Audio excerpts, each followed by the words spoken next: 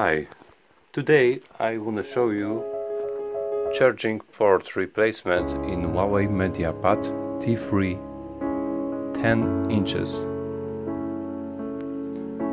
To do this you will need hot air station and you have to set temperature for about 313 degrees of Celsius. Don't forget to subscribe our channel.